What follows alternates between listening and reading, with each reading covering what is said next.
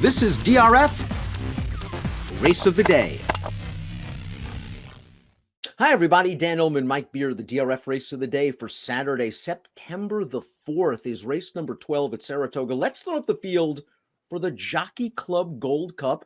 It's at the Spa this year, but it has the defending champion, the number 4 Happy Saver, making his third start this year for Todd Pletcher. You can download free Formulator Pass performances for the Jockey Club Gold Cup on the Race of the Day event page at drf.com. Access them, handicap along with us. Mike, it's a good field, but there are no Kelsos in here. That's true enough. You do, as you've already pointed out, we do have the defending champ, though, and Happy Saver.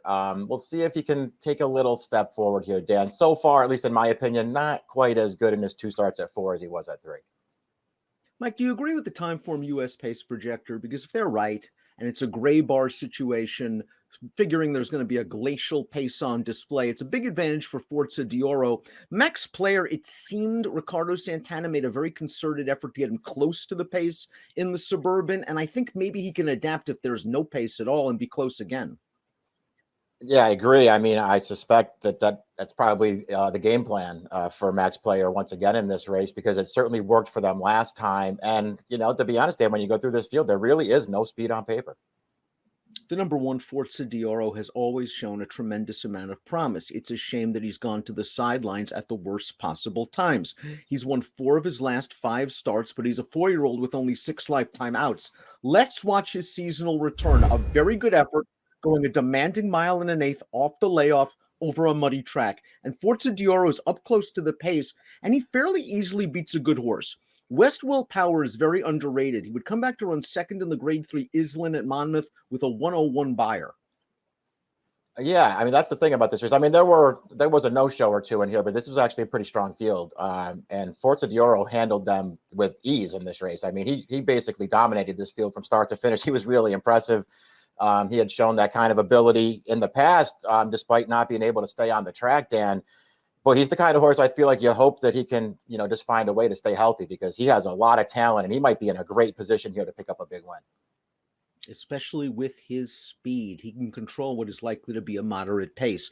Max Player, 3rd in the Belmont, 3rd in the Travers last year. He got back onto the winning track last time out in the Grade 2 Suburban. Let's watch that race right now. The Suburban is going to be best known, perhaps, for the favorite Dubai World Cup winner, Mystic Guy, just coming up a little bit short and then going to the sidelines for the rest of the year.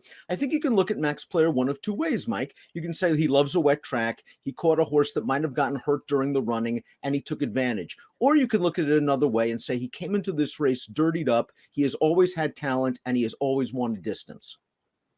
Yeah, and I mean, listen, both of those perspectives might be fair. He certainly ran well in here, and I'll give Santana some credit for putting him into the race for the first time in his life, really. They got this horse up close to the pace. Did the wet track have something to do with that? It might have.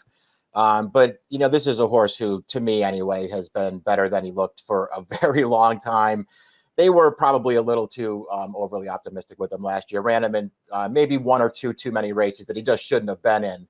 But the talent's there, Dan. This horse wants distance. He's going to be forward again in this race, it would seem, and he would be no surprise if he won right back. Turf to dirt for the number 3 Chess Chief, who likely didn't care much for the grass last time out at Colonial Downs. His prior 2 efforts, well, he was in against one of the better handicap horses in the country, Maxfield, in both the Foster and the Ali Sheba. Maxfield would emerge from the Foster to run second in the Whitney with a 105 buyer, and the 3rd place horse in the Foster came back to win a Grade 3. So from a class perspective, Chess Chief fits. He just doesn't have a lot of speed and could be up against it from a pace standpoint. His buyers are a bit light as well. Right. He doesn't have the fast race either. We'll just see what he does. He's going to be a great price in here. I don't know that the trip or the pace is going to set up the right way for him. However, his last 5 dirt starts, though, I mean, it's pretty hard to argue with them. 2 wins and then, 3 defeats by Maxfield. So he has been keeping good company. Happy Saver won the first 5 starts of his career, including last year's Jockey Club Gold Cup, where he denied the aforementioned Mystic Guide. He looked good winning his seasonal debut off the layoff, going a mile, and we saw him 4 wide on the turn in the Suburban over a wet track that he might not have cared for. I think it's fair if you want to give him that excuse for the Suburban last time, just wide every step of the way, working really hard over a wet track that maybe he just didn't care for all that much. and he had to settle for third, a race where, listen, it never looked like he was going to win, and he just barely prevailed for third. I thought it was a little disappointing, but maybe the wet track's an excuse. Even his return from the layoff, then I realized he got it done. That was much more of a workman-like victory for this horse. And when you go back and compare that to the races he ran as a 3-year-old, where he really finished those races off, I mean, he was good as a 3-year-old, and you sort of expected him to come back and be even better this year. In my opinion, at least so far, he's not better this year. Let's watch Night Ops' most recent start. He's a graded stakes winner that hit the board without winning in his last 6. He usually seems to find one better. In this race, it was Art Collector, who is pretty good. Art Collector would win this race, would go on to win the Charlestown Classic with a 103 Beyer speed figure. You and I have always been fans of this horse, Mike. Night Ops is just a hard-hitting sword. It seems like he can adapt to any kind of pace scenario, but he faces a tough field yet again. I mean, he does, but he could get the right trip once again in this race. He's just so consistent. He's hard to just totally discount here, even though he hasn't won in a while. In his last 2 races where he settled for second again, they're the top 2 figures of his career. So it just feels like he keeps showing up. I don't know. I thought he was pretty hard to take on top, but I'm not going to be surprised when he's competitive. Forewarned is the longest shot on our colleague David Aragona's morning line. He had his chances last time out against fellow Ohio breds, going the 1.25 miles that he likes. Looked like he had the race sewn up in mid-stretch, gave up a late lead. Occasionally, he will run up to the level of his competition. It just seems like this is a very tough spot, especially with his running style. Yeah, the running style really works against him. He doesn't even have that one race I don't think you could point to that say he's going to win this race. He does like a 1.25 miles. He's a real overachiever, really nice kind of horse, the kind of horse you could really root for. Hard to see him win. Top pick time for the prestigious Grade 1 Jockey Club Gold Cup this year, run at Saratoga. Mike's going with the speed and the rail. Forza di Oro has always had potential, and this just looks like a field that maybe he can take all the way, and perhaps he can be a very important second season horse in this handicap division. Yeah, I think that would be the hope with him.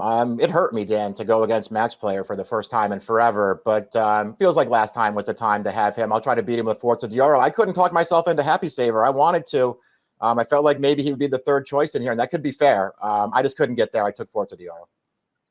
I think that Max Player's recent newfound tactical speed and the willingness to stay close to the pace and finish off his races could put him in good stead here. I know 1.25 miles is what he wants. He's the third choice on David's morning line. I think that's very fair. 2-1-5-4 for me, 1-2-4-5 for Mike. It's the Grade 1 Jockey Club Gold Cup at the Spa.